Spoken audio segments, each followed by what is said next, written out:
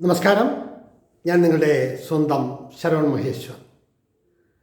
കൃഷ്ണശിലയായി എന്ന എൻ്റെ പരമ്പരയിലെ 304-ാമത്തെ എപ്പിസോഡാണിത്. ഇന്ന് ഞാൻ നിങ്ങളോട് പറയുന്ന പ്രശസ്ത ചലച്ചിത്ര നിർമ്മാതാവും നടനുമൊക്കെയായ ശ്രീ DP നായരെ കുറിച്ചിട്ടാണ്. എൻ്റെ ഈ പരമ്പരയിൽ ഒരു പ്രൊഡ്യൂസറെ കുറിച്ച് ഇങ്ങനെയൊരു അവതരണം ആദ്യമായിട്ടാണ്. കാരണം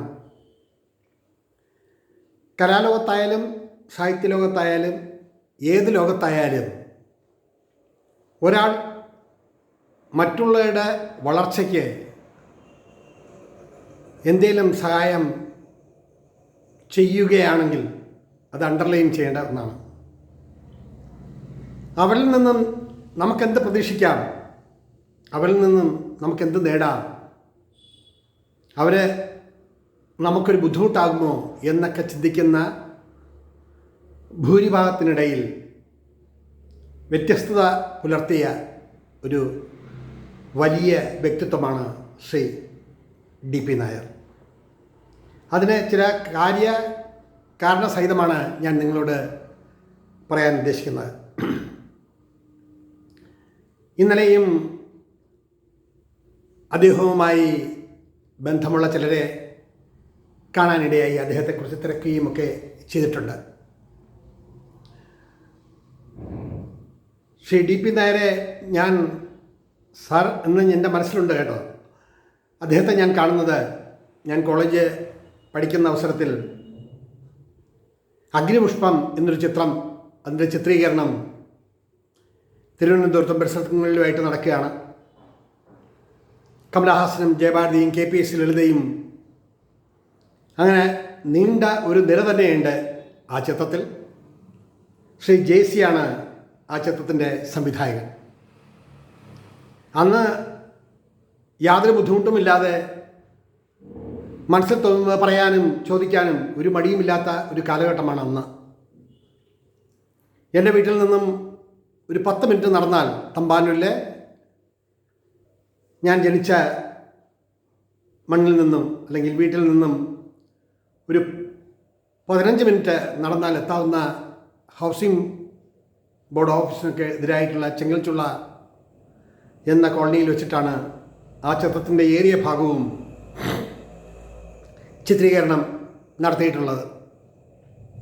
ഇന്ന് ഒരുപാട് കലാകാരന്മാരും സ്റ്റേറ്റ് അവാർഡ് കിട്ടിയ താരങ്ങളുൾപ്പെടെ ആ ചെങ്കൽച്ചുള്ള എന്ന ഭാഗത്ത് അതിനകത്തുള്ള കെട്ടിടങ്ങളിൽ താമസിക്കുന്നുണ്ട്. ഒരുപാട് കലാകാരന്മാർ വളരെ നല്ല രീതിയിൽ മാത്രമേ അവിടെയുള്ള വ്യക്തിത്വങ്ങളെ നമുക്ക് കാണാൻ കഴിയുള്ളൂ. അതിന് മുന്നിലൂടെയാണ് ഞാൻ പഠനത്തിനും മറ്റും മോഡൽ സ്കൂളിലും മറ്റും പോയിക്കൊണ്ടിരുന്നത്.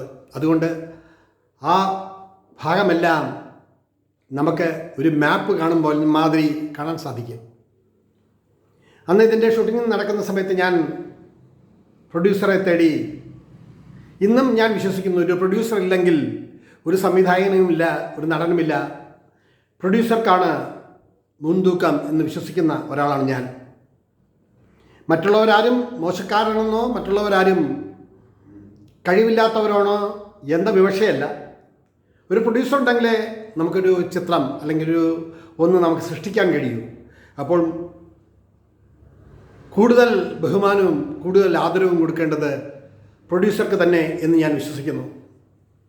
അന്ന് ഇതിൻ്റെ ചിത്രീകരണ സമയത്ത് പല ദിവസങ്ങളിലും ഞാൻ പോയി കണ്ടിട്ടുണ്ട്. 1000-ഓ 2000-ഓ 3000-ഓ അല്ല, എത്രമാത്രം ആളുകളാണ് അവിടെ ഈ ചിത്രീകരണം കാണാൻ വേണ്ടി അവിടെ കൂടിയിരിക്കുന്നത് എന്ന് എണ്ണിയാൽ തീരില്ല. അങ്ങനെ അതിലെ ചില പ്രൊഡക്ഷൻ അസിസ്റ്റന്റ്മാരോട് ചോദിച്ച് പ്രൊഡ്യൂസർ താമസിക്കുന്നത് എവിടെയാണ് എന്ന് അന്വേഷിച്ച് കണ്ടുപിടിച്ചു. ഉത്രാടം തിരുനാൾ, ഇന്നത്തെ ഉത്രാടം തിരുനാൾ ഹോസ്പിറ്റലിൽ അന്ന് ഉത്രാടം തിരുനാൾ പാലസായി പ്രവർത്തിക്കുന്ന കാലത്താണ്. ഒരു വൈകുന്നേരം ഞാൻ അദ്ദേഹത്തെ പോയി കാണുന്നത്. ഇന്നും 10-32 വർഷങ്ങൾക്ക് ശേഷവും ഇന്നും എൻ്റെ മനസ്സിൽ തെളിഞ്ഞു നിൽക്കുന്ന ആ രൂപം, ദേഹമെല്ലാം കുഴമ്പും തേച്ച് കുളിക്കാനായി നിൽക്കുന്ന ഒരു മനുഷ്യൻ. നടന്ന് അവിടെ ചെല്ലുമ്പോൾ മറ്റാരുമില്ല. അന്ന് വലിയ വലിയ സാമ്പത്തിക കഴിവുള്ളവരും വലിയ വലിയ VIP-കളൊക്കെയാണ് അന്ന് ആ പാലസിൽ താമസിക്കുന്നത്. അദ്ദേഹമെല്ലാം കുഴമ്പം തേച്ച് നിൽക്കുന്ന അദ്ദേഹത്തിൻ്റെ രൂപമാണ് ഇപ്പോഴും എൻ്റെ മനസ്സിൽ തെളിയുന്നത്. ഞാൻ ചെന്ന് നമസ്കാരം സാർ. എന്താ സാറിൻ്റെ പടം അവിടെ ചിത്രീകരണം നടക്കുകയാണല്ലോ, അതിൽ എന്നെ കൂടി ഒന്ന് ഉൾപ്പെടുത്തിയാൽ നന്ന്. ഒന്ന് ഉറക്കച്ചിരിച്ചു. എന്നിട്ട് എന്നെ ആപാത ചൂടം ഒന്ന് നോക്കി. ഇപ്പോൾ എന്ത് ചെയ്യുന്നു? നമ്മൾ പഠിക്കുകയാണ്. എന്തായി തീരണം എന്നാണ് തൻ്റെ ആഗ്രഹം. അഭിനയവും ഇഷ്ടമാണ്, അതിനേക്കാൾ ഉപരി ഈ സംവിധാനവും ഇഷ്ടമാണ്. അത് ശരി. വല്ലതൊക്കെ എഴുതാറുണ്ടോ? നമ്മുടെ കവിതകളും കഥകളും ഒക്കെ എഴുതാറുണ്ട്. ചിലതൊക്കെ പ്രസിദ്ധീകരിച്ച് വന്നിട്ടുണ്ട്, ചിലതൊന്നും പ്രസിദ്ധീകരിച്ച് വന്നിട്ടില്ല. അങ്ങനെ എഴുത്തും വായനയും കഥയും ഒക്കെ ആയി അങ്ങനെ നടക്കുന്നു. വീണ്ടും അദ്ദേഹം എന്നെ നോക്കി ചിരിച്ചിട്ട്, ഇപ്പോൾ ഞാൻ എന്താ ചെയ്യേണ്ടത് സാറൊന്ന് അതിൻ്റെ സംവിധായകൻ ജെയ്സി സാറുമായിട്ടൊന്ന് സംസാരിക്കാനുള്ളൊരു സാഹചര്യം സൃഷ്ടിക്കണം. അതേപോലെ നടി ജയഭാരതിയും നടി KPS ലളിതയും അങ്ങനെ അതിൽ പങ്കെടുക്കുന്ന ആർട്ടിസ്റ്റുകളൊക്കെ ആയിട്ടൊന്ന് സംസാരിക്കണം. ഇത്രയേ ഉള്ളൂ. എന്തായാലും ഇവിടെ ഇരിക്കൂ, ഞാൻ കുളിച്ചിട്ടിപ്പോൾ വരാം എന്ന് പറഞ്ഞ് അദ്ദേഹം പോകുമ്പോൾ എൻ്റെ മനസ്സിൽ തെളിയുന്ന ഒരു രൂപം, അവിടെ വലിയ ദന്തത്തിൽ തീർത്ത ആനക്കൊമ്പിൻ്റെ ഉള്ളിൽ ശ്രീകൃഷ്ണനും ലക്ഷ്മിയും ഇരുന്നാടുന്ന ഒരു വിഗ്രഹവും അതിൽ ചേർത്ത് വച്ചിരിക്കുന്നു. കാറ്റിൻ്റെ ഇളക്കത്തിൽ അതിങ്ങനെ ആടുകയാണ്. ഒരു നല്ലൊരു കാഴ്ച. അങ്ങനെ അതിൻ്റെ ഉമ്മറക്കോലായിൽ ഉമ്മറത്ത് അങ്ങനെ ഇരിക്കുമ്പോൾ ഒരു 10-15 മിനിറ്റ് കഴിഞ്ഞാണ് അദ്ദേഹം മുണ്ടും ഷർട്ടും എല്ലാം കൊടുത്ത്, വെളുത്ത ഷർട്ടിൽ ചെറിയ ലൈൻസുള്ളൊരു ഷർട്ടും അതിന് മാച്ച് ചെയ്യുന്നൊരു മുണ്ടും ഒക്കെ എടുത്ത്, അയ്യോ ഇവിടെ ഇരിക്കുകയാണോ, ഇങ്ങനെ കയറി വരൂ എന്ന് പറഞ്ഞ് അദ്ദേഹത്തിൻ്റെ മുറിയിലേക്ക് ക്ഷണിച്ചു. വിശാലമായ മുറിയിൽ പഴയ കാലത്തുള്ള ലൈറ്റുകളും കണ്ണാടി, മുഖം നോക്കുന്ന കണ്ണാടി ഫിക്സ് ചെയ്തിരിക്കുന്ന അലമാരകളും ഒക്കെ ആയിട്ട് ഒരു വലിയൊരു ഭംഗി ആ റൂമിൽ നിന്നും നമുക്ക് ആസ്വദിക്കാൻ കഴിയും. അങ്ങനെ പഴയകാലത്തെ ആ കസേരയിൽ ഇരുന്നപ്പോൾ അദ്ദേഹം പറഞ്ഞു, കുഞ്ഞെ, ആർട്ടിസ്റ്റുകളെല്ലാം ഫിക്സ് ചെയ്തു പോയി, ഇതിനകത്ത് എനിക്കൊന്നും ചെയ്യാൻ കഴിയില്ല. എങ്കിലും താൻ ആഗ്രഹിച്ച മാതിരി 3 പേരെയും സംസാരിക്കാനുള്ള സാഹചര്യം ഞാൻ ഒരുക്കിത്തരാം. ജെയ്സി അടുത്ത മുറിയിലുണ്ട്, ഞാനിപ്പോൾ തന്നെ വിളിച്ചു പറയാം. എന്തായാലും സംസാരിച്ചു നോക്കൂ. അങ്ങനെ ഞാൻ ജെയ്സി സാറിനെ കണ്ട് സംസാരിക്കുന്നു. അതിനുശേഷം അദ്ദേഹവുമായി കണ്ട ആ കാര്യങ്ങളെല്ലാം ചേർത്ത് ശ്രീ ജെയ്സിയെ കുറിച്ചിട്ടുള്ള ഞാനൊരു എപ്പിസോഡിൽ പറഞ്ഞിട്ടുണ്ട്. ആവർത്തന വിരസത ഉണ്ടാകുമെന്ന് കരുതി ഞാനിതിൽ പറയുന്നില്ല. അതിനുശേഷം ഒന്ന് ചിരിച്ചിട്ട്, ജെയ്സിയെ കണ്ടോ? നമ്മൾ കണ്ടു, സംസാരിച്ചു. എന്തു പറഞ്ഞു? ഞാനൊരു ചിരിയിലൊതുക്കി. ചിരി കണ്ടിട്ട് അദ്ദേഹം പറഞ്ഞു, ഇതിൽ രക്ഷയില്ലെന്നായിരിക്കും അല്ലേ? അതിലൊന്നും വിഷമിക്കേണ്ട കാര്യമില്ല. ഞാൻ നടനാവാൻ വന്ന് പ്രൊഡ്യൂസറായില്ലേ? ഇപ്പം ഞാൻ പറയുന്ന മാതിരിയല്ലേ കാര്യങ്ങൾ നടക്കുന്നത്.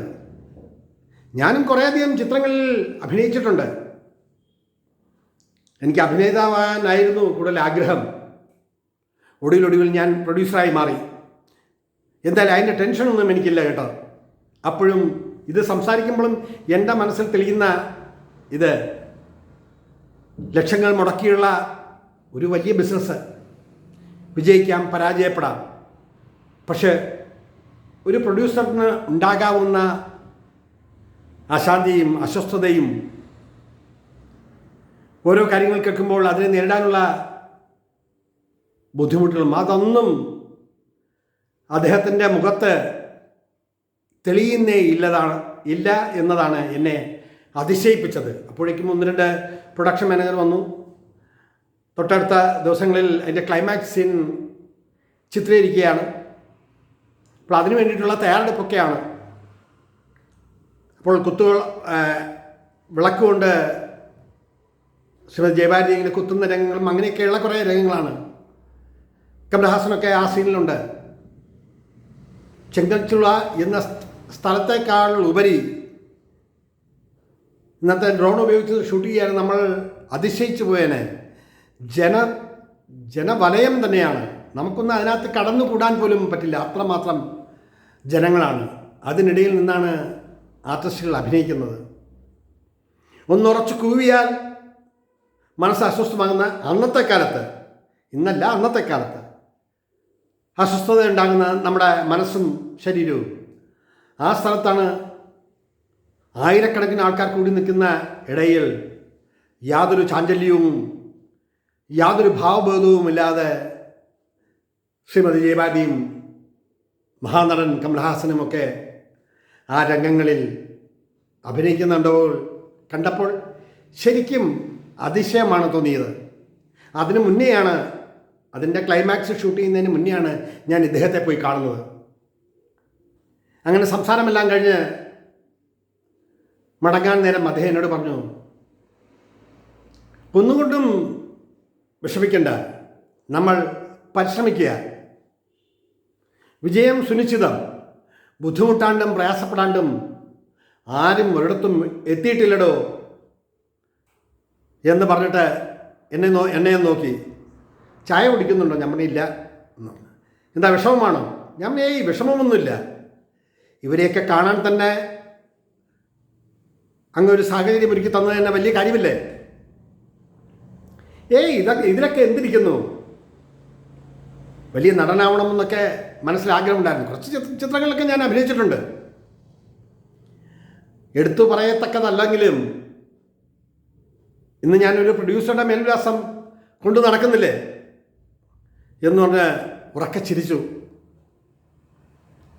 എന്നിട്ട് പറഞ്ഞു, നിരാശയൊന്നും വേണ്ട, ഇതൊരു മായിക ലോകമാണ്. ഇവിടെയൊക്കെ വിജയിച്ചു വരണമെങ്കിൽ ഒരുപാട് ത്യാഗങ്ങൾ, ഒരുപാട് പ്രശ്നങ്ങൾ, ഇതിനെയൊക്കെ നേരിടാനുള്ള ഒരു മനസ്സുണ്ടാവണം. ഇതെല്ലാം സംസാരിച്ചു കഴിഞ്ഞ് അടുത്തടുത്ത ദിവസങ്ങളിൽ ശ്രീമതി ജയഭാരതിയെയും ഷൂട്ടിംഗ് ലൊക്കേഷനിൽ KPS ലളിത ചേച്ചിയും ഒക്കെ പോയി കണ്ട് അതിനെപ്പറ്റി ഓരോരുത്തരെ പറ്റിയും ഞാൻ പ്രത്യേകിച്ച് പറഞ്ഞിട്ടുണ്ട്. പക്ഷെ എന്നെ അതിശയിപ്പിച്ച ഒരു കാര്യം, ഇവിടെ പരാതിയും പരിഭവങ്ങളൊന്നുമല്ല. നിങ്ങൾ എന്നെ ഒന്ന് സഹായിച്ചാൽ നമ്മുടെ ജീവിതത്തിൽ നമുക്ക് അവർക്ക് വേണ്ടി എന്തെങ്കിലും ചെയ്യാൻ കഴിയുകയാണെങ്കിൽ നമ്മളത് തീർച്ചയായും ചെയ്തു കൊടുക്കണം. പറയാനുണ്ടെങ്കിൽ ഏറെയുണ്ട്. ഗാനങ്ങൾ എഴുതിയപ്പോഴും ആൽബം ചെയ്തപ്പോഴും എല്ലാ ഘട്ടങ്ങളിലും പലരെയും പലതരത്തിലും സഹായിക്കാൻ കഴിഞ്ഞിട്ടുണ്ടെങ്കിലും മനസ്സുകൊണ്ടോ ശരീരം കൊണ്ടോ നമ്മളെ സഹായിച്ചവരല്ലേ, നമുക്കും എന്തെങ്കിലും ചെയ്യണം എന്നുള്ളൊരു ചിന്ത മിക്കവർക്കും ഇല്ല എന്ന് വേണം എൻ്റെ അനുഭവത്തിലൂടെ പറയാൻ. അപ്പോൾ അന്ന് ശ്രീ DP നായരെ കണ്ട് സംസാരിച്ച ശേഷം അദ്ദേഹം വല്ലപ്പോഴുമൊക്കെ വന്നു പോയിരുന്ന ഈഞ്ചക്കലിലെ ഒരു വീടുണ്ട്, അവിടെ വന്ന് അദ്ദേഹത്തെ ഞാൻ തിരക്കിയിരുന്നു. പിന്നീട് എനിക്ക് അദ്ദേഹത്തെ കാണാൻ കഴിഞ്ഞില്ല. പക്ഷേ ഓരോ കലാകാരനും ഓരോ എഴുത്തുകാരനും സിനിമ എന്ന സ്വപ്നഗേഹത്തിൽ കയറിക്കൂടണമെങ്കിൽ ഒരുപാട് കടമ്പകൾ, ഒരുപാട് അനുഭവങ്ങൾ, കല്ലും മുള്ളും നിറഞ്ഞ പാതയിലൂടെ ഒരുപാടൊക്കെ സഞ്ചരിച്ചെങ്കിൽ മാത്രമേ നമുക്ക് നമ്മൾ ഉദ്ദേശിച്ച ലക്ഷ്യത്തിൽ എത്തിച്ചേരാൻ കഴിയുള്ളൂ. എത്തിച്ചേർന്നാൽ ഇവിടെ വേദാന്തമൊന്നുമല്ല പറയുന്നത്. എത്തിച്ചേർന്നാൽ നമ്മൾ വല്ലപ്പോഴും ഒന്ന് തിരിഞ്ഞു നോക്കണം. നമ്മളെങ്ങനെ ഇവിടം വരെ വന്നെത്തി? നമുക്ക് ആരാണ് നമ്മളെ സഹായിച്ചത്? നമുക്ക് അവർക്ക് വേണ്ടി എന്ത് ചെയ്യാൻ കഴിയും എന്നൊക്കെ ചിന്തിക്കുന്നിടത്താണ് ഒരാളിൻ്റെ മഹത്വം അറിയുന്നത്. ഇദ്ദേഹത്തെ പോലെ ഒരുപാട് നന്മകളും ഒരുപാട് പേർ എന്നെക്കാട്ടിലും ഉയരത്തിലെത്തണമെന്ന് ആഗ്രഹിച്ച ചിലരിൽ ശ്രീ പ്രേംനസീറും ശ്രീ ബഹദൂറും ഒക്കെ പെടുന്നു. ഇതാരെങ്കിലും പറഞ്ഞതല്ല, എൻ്റെ അനുഭവത്തിലൂടെ ഞാൻ അവരെ കണ്ട് സംസാരിച്ചപ്പോൾ എൻ്റെ മനസ്സിൽ തോന്നിയ ചിന്തകളാണ്. അഗ്നിപുഷ്പം എന്ന ചിത്രം നന്നായി ഓടി, അധികം സാമ്പത്തിക ബാധ്യതയൊന്നും ഉണ്ടാക്കിയില്ലെങ്കിലും മലയാള സിനിമയുടെ ചരിത്രം കുറിക്കുമ്പോൾ DP നായർ എന്ന പ്രൊഡ്യൂസറെയും ചെറിയ വേഷങ്ങളിലാണെങ്കിലും കുറേയധികം ചിത്രങ്ങളിൽ അഭിനയിച്ച ഒരു അഭിനേതാവ് എന്ന തരത്തിലും ആളുകൾ ഓർക്കുക തന്നെ ചെയ്യും. നിങ്ങളൊരു പടത്തിൽ തല കാണിച്ചു, അല്ലെങ്കിൽ നിങ്ങളൊരു ഡോക്യുമെൻ്ററിയിൽ അഭിനയിച്ചു, അല്ലെങ്കിൽ നിങ്ങളൊരു ഷോർട്ട് ഫിലിമിൽ അഭിനയിച്ചു. പ്രശസ്തിക്ക് വേണ്ടിയുള്ള ഈ പരക്കം പാച്ചിൽ ഇനിയെങ്കിലും നിർത്തിക്കൂടെ എന്ന് ചോദിക്കുന്നവരുമുണ്ട്. കുന്നോളം നമ്മൾ ആഗ്രഹിച്ചെങ്കിലേ കുന്നിക്കുരുവോളം നമുക്ക് ലഭിക്കുകയുള്ളൂ. ആഗ്രഹങ്ങൾ നടന്നില്ലെങ്കിൽ അതോർത്ത് ദുഃഖിക്കാനും കണ്ണുനീര് പൊഴിക്കാനും ആത്മഹത്യ ചെയ്യാനും എന്നെ പോലെയുള്ള ഒരുവന് കഴിയില്ല എന്നത് തീർച്ചയാണ്. നമ്മൾ പരിശ്രമിക്കുക. ലക്ഷ്യസ്ഥാനത്ത് എത്തുന്നുണ്ടോ ഇല്ലയോ എന്നതല്ല വിഷയം. നേരായ മാർഗത്തിലൂടെ, നേരായ ചിന്തയിലൂടെ നമ്മൾ എത്താൻ ശ്രമിക്കുക. എത്തിയില്ലെങ്കിൽ അതൊരു വിഷയമേ അല്ല. ലോകത്തെ ഒരുപാട് കലാകാരന്മാരെയും എഴുത്തുകാരെയും ഒക്കെ നമ്മൾ പരിശോധിച്ചാൽ അവരുടെ ജീവിതത്തിൽ ഉണ്ടായ ഒരുപാട് പ്രശ്നങ്ങൾ, ലോകപ്രസിദ്ധനായ ലിയോ ടോൾസ്റ്റോയും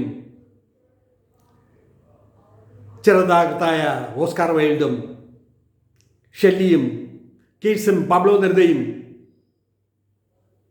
കുമാരനാശാനും അങ്ങനെ നിരവധി പേർ ഈ മണ്ണിൽ ജനിച്ച് വളർന്ന് എവിടെയൊക്കെയോ പോയി മറഞ്ഞിരിക്കുന്നു. അത് കാലത്തിൻ്റെ ഒരു അനുഭവമാണ്, കാലത്തിൻ്റെ ഒരു നിയോഗമാണ്. ഞാൻ ഇത്രയും ഇവിടെ പറയാൻ കാര്യം ഞാൻ കണ്ട നല്ല വ്യക്തികളിൽ എടുത്തു പറയേണ്ട ഒരു പ്രൊഡ്യൂസറാണ് DP നായർ. അദ്ദേഹത്തിൻ്റെ ആ വലിയ മനസ്സ്, ആ നല്ല മനസ്സ് കാണാതെ പോകാൻ ഒരിക്കലും കഴിയില്ല. അദ്ദേഹം പറഞ്ഞൊരു വാക്യം നിങ്ങളോട് പറയാം. നമ്മൾ പരിശ്രമിക്കുക. വീട്ടിലിരുന്ന് കഴിഞ്ഞാൽ നമ്മുടെ ആഗ്രഹങ്ങൾ ഒരിക്കലും സഫലമാകില്ല. നമ്മൾ അശ്രാന്ത പരിശ്രമം നടത്തുക. ആര് എന്ത് പറയുന്നു എന്നത് ഒരു വിഷയമേ അല്ല. നമ്മൾ മുന്നോട്ട് പോവുക നേരായ മാർഗത്തിലൂടെ, നേരായ പാതയിലൂടെ. കാലം നിർണ്ണയിക്കും, അല്ലെങ്കിൽ കാലം നിശ്ചയിക്കും നിങ്ങൾ എന്തായിത്തീരും, എങ്ങനെയായിത്തീരുമെന്ന്. അത് ഓർമ്മിപ്പിച്ചുകൊണ്ട് ഒരു വലിയ കലാകാരൻ, ഒരു നല്ല നിർമ്മാതാവ്, ഞാൻ കണ്ട മികച്ച വ്യക്തിത്വമുള്ള ഒരു മനുഷ്യൻ, അതാണ് ശ്രീ DP നായർ. അദ്ദേഹത്തിൻ്റെ ആത്മാവിന്, അദ്ദേഹത്തിൻ്റെ ജീവിതാനുഭവങ്ങൾക്ക് എല്ലാം ഒരു പിടി പൂക്കൾ അർപ്പിച്ചുകൊണ്ട് എൻ്റെ ഈ എപ്പിസോഡ് ചുരുക്കട്ടെ. നന്ദി, നമസ്കാരം.